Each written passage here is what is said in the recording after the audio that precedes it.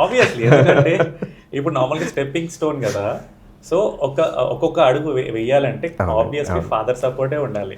So అది ఆడుతూ ఉంటే నార్మల్గా ఇంట్లో వెనకాల నుంచి ఒక అది బ్యాక్ మామూలే కదండి. ఇప్పుడు పడుకోవాలి కదండి, పొద్దున్నే స్కూల్కి వెళ్ళాలి కదా. నార్మల్గా స్కూల్స్లో ఆడుతుంటావు కదా, మెడల్స్ అన్ని గెలుచుకొని వచ్చిన తర్వాత ఫ్రెండ్స్ ఎలా అనేవాళ్ళు అంటే ఒక ప్రౌడ్ మూమెంట్ ఉంటుంది. ఇప్పుడు నేనైనా సరే చిన్నప్పుడు లైక్ హాకీ ఇదంతా ఆడి ఫ్రెండ్స్ దగ్గరికి వెళ్ళినప్పుడు వావ్ వావ్ అని అంటా ఉంటే లోపల ఒక ఫీలింగ్ వచ్చేది నార్మల్గా. అంటే లైక్ ఇవన్నీ ఎవ్రీ మెడల్స్ వచ్చిన తర్వాత ఓకే ఇప్పుడు వచ్చాయిలే అన్నట్టు అలా ఫీల్ అవుతావా, లేకపోతే ఎలా ఫీల్ అవుతావు? యాక్చువల్గా కోర్స్ చిన్నప్పుడు అప్పుడు మెడల్స్ వస్తే చాలా మంచి ఫీలింగ్ వచ్చేది. ఎందుకంటే నేను అందరు స్పోర్ట్స్లో ఉంటారు కదా, అప్పుడు నేను ఒక ఆడ్ కేస్ స్పోర్ట్స్లో ఆ ఏజ్లో 9 years ఏజ్లో మెడల్స్ రావటం నాకు చాలా బాగుంది అనిపించేది. కానీ ఆ మెడల్తో గుర్తు కూడా వచ్చేది, నేను వీళ్ళతో ఓడిపోయా వాళ్ళతో ఓడిపోయా, వీళ్ళు నెక్స్ట్ ఓడించాలి, అలా ఓడిపోవడం అసలు ఇష్టం లేదు. ఓడిపోయావు కాబట్టి నెక్స్ట్ వాళ్ళని వాళ్ళతో ఎలా గెలవాలి అనే ఒక ఆలోచన వస్తుంది చూసావా, అది కావాలి మేము. సో ఓడిపోవడం కంపల్సరీ ఓడిపోతాం. సో ఓడిపోయిన తర్వాతనే మనం మిస్టేక్స్ తెలుసుకుంటాం. ఆ మిస్టేక్స్ ఆ జర్నీ మనకి ఇంపార్టెంట్ అనమాట. సో ఐ థింక్ మీ నాన్నగారు అన్నీ చెప్పే ఉంటారు, నేను సపరేట్ మనం లేదండి లేదు.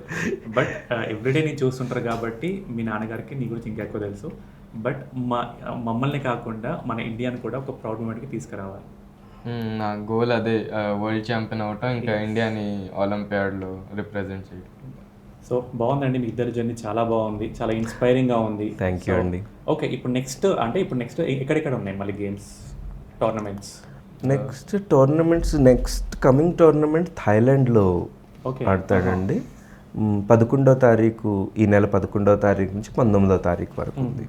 తర్వాత మళ్ళీ రాగానే అజర్బైజాన్ బాకులో బాకు ఓపెన్ అని ఒక మంచి టోర్నమెంట్, ఆ టోర్నమెంట్కి వెళ్ళాలి. అంటే యాక్చువల్గా ఇప్పుడు తన జర్నీ ఎలా ఉందంటే ఎంత తొందరగా తను చేసుకోగలిగితే అంత తొందరగా ముందుకు జిఎం అవుతాడు. ఒక స్టెప్ ఒక్కొక్క స్టెప్ వెళ్తూ ఉండాలి కదండి. ప్రెషర్ ఉందా? యాక్చువల్గా ప్రెషర్ ఏం లేదు, కానీ వార్ సిచ్యువేషన్స్ వల్ల టోర్నమెంట్స్ ఆడలేకపోతున్నానన్న ఒక బాధ ఉంది. ఓకే నో ప్రాబ్లం, మనకి వార్ అంటే మళ్ళీ ఇంకొన్ని డేస్, దాని తర్వాత మళ్ళీ మన జర్నీ మనదే. సో దానికి ముందే ప్రిపేర్ అవుతూ ఉండాలి.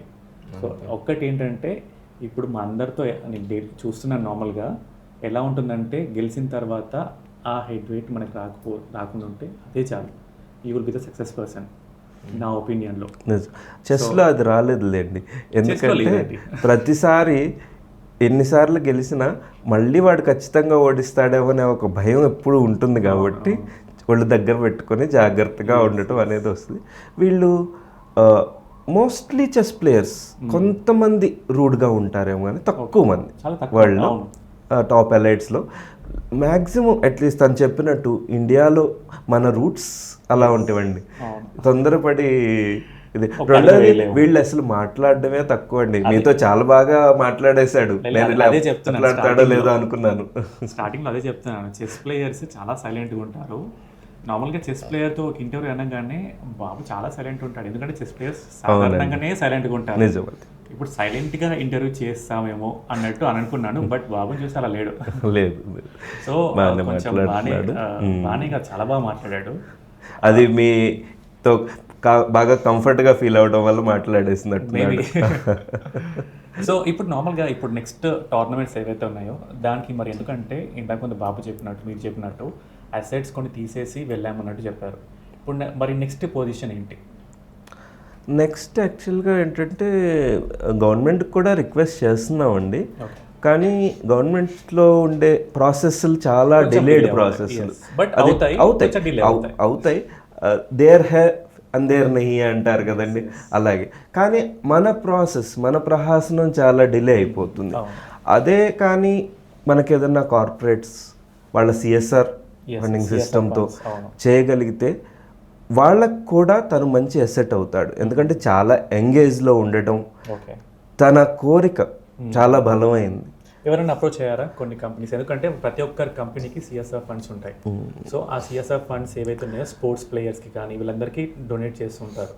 యాక్చువల్గా నాకు అలాంటి కమ్యూనికేషన్లు ఎవరు లేకపోవడం వల్ల ఇంతవరకు ప్రయత్నం చేయడానికి మొదలు No పెట్టాను. problem. ఇప్పుడు ఇక్కడికి వచ్చారు కాబట్టి మన ఇంటర్వ్యూ చాలా మంది చూస్తున్నారు కాబట్టి చాలా మంది కంపెనీస్ చూస్తారు కాబట్టి సో నెక్స్ట్ కాబోయే జిఎం అవును. సో డెఫినెట్లీ కంపెనీస్ వస్తాయని నేనైతే అనుకుంటున్నాను.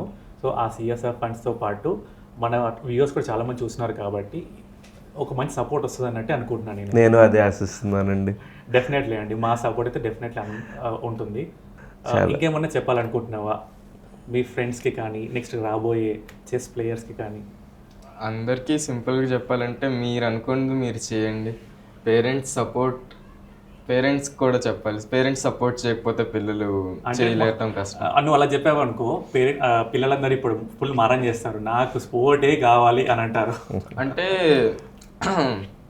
అందరూ స్పోర్ట్స్ చేయలేరు, ఎందుకంటే అన్ని స్ట్రగుల్స్.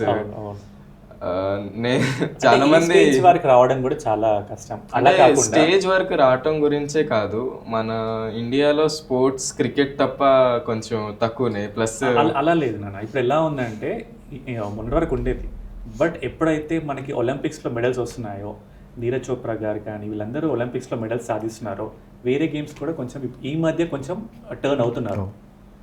ఇప్పుడు నార్మల్గా మీ generation, I mean 8th 9th standard కదా, మీ జనరేషన్ వాళ్ళకి జావ్లిన్ త్రో కానీ షార్ట్ పుట్ కానీ చాలా ఇవన్నీ తెలియదు.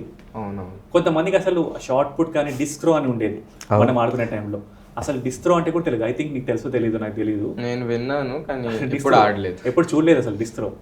అదే చెప్తున్నాను, ఎందుకంటే ఇప్పుడున్న జనరేషన్ వాళ్ళకి ఒలింపిక్స్ ఏవైతే గేమ్స్ ఉంటాయో ఆ గేమ్స్ నేమ్స్ కూడా వాళ్ళు వినుండారు.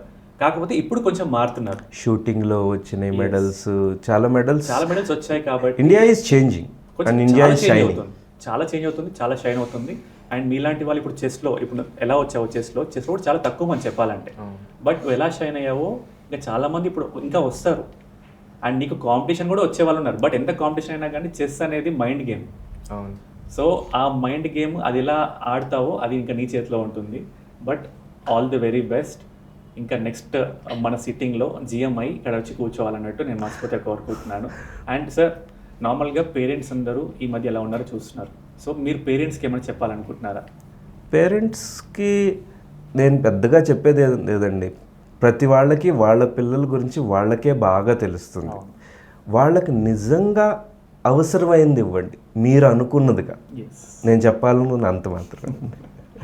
నైస్. అంటే నార్మల్గా ఎలా అంటే ఇప్పుడు చెస్ అనే ఉంది. చెస్ కాకుండా నేను తెలుసుకుంది ఏంటంటే వీళ్ళ దగ్గర డైలీ మనం బ్రష్ చేస్తాం, స్నానం చేస్తాం, ఇది ఎలా అయితే రొటీన్ మన లైఫ్ చేస్తుంటామో దాంతోపాటు చెస్ కూడా డైలీ ఒక 1 hour, అంతే కదండి? అంతే. డైలీ ఒక 1 hour కంపల్సరీ. చెస్ అనే కాదు, మీ పిల్లలు ఎవరైతే ఒక స్పోర్ట్లో ఆడుతున్నారో ఆ స్పోర్ట్ కంపల్సరీ డైలీ ఒక 1 hour అని టైం ఇవ్వండి. డెఫినెట్లీ మీ పిల్లాడు ఈ స్టేజ్కి వస్తాడు. ఈ స్టేజ్ కాకుండా ఇంకా నెక్స్ట్ జిఎం లెవెల్కి ఎలా వెళ్తారో ఆ లెవెల్కి డెఫినెట్లీ వెళ్తారు, ఏదైనా స్పోర్ట్. బట్ డెఫినెట్లీ స్పోర్ట్ అయితే ఆడిపించండి, నేను చెప్పాలనుకుంది అంతే. థ్యాంక్ యూ అండి. Thank you so much. Thank you so much అన్న. All the very best. Thank you.